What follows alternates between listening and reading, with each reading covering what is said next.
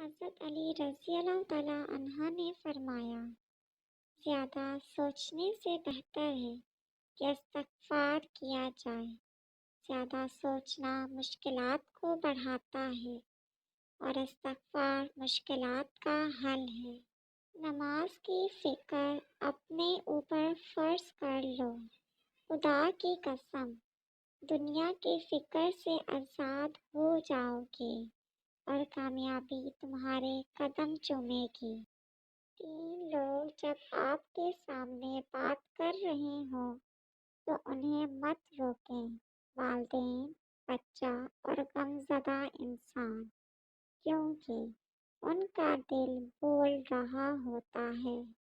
ہر اس چیز کو توڑ دو جس کو انسان نے بنایا ہے، لیکن انسان کا دل کبھی مت توڑنا جس کو اللہ نے بنایا ہے۔ حضرت علی رضی اللہ تعالیٰ عنہ نے فرمایا، نماز کے لیے وقت نکالو، اللہ تمہاری زندگی سے برا وقت نکال دے گا۔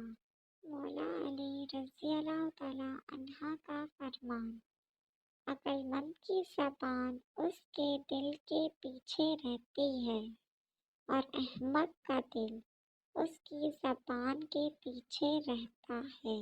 حضرت علی رضی اللہ تعالیٰ عنہ نے ارشاد فرمایا، زندگی کے ہر موڑ پہ صلح کرنا سیکھو، کیونکہ جھکتا وہی ہے جس میں جان ہوتی ہے، اکڑنا تو مردے کی پہچان ہوتی ہے۔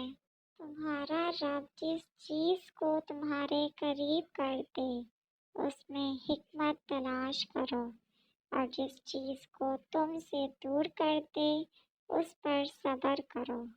کبھی کسی کو دکھ مت دو، کیونکہ معافی مانگ لینے پر بھی دل میں درد باقی رہتا ہے، جس طرح دیوار میں سے کیل نکالنے پر سراغ باقی رہتا ہے۔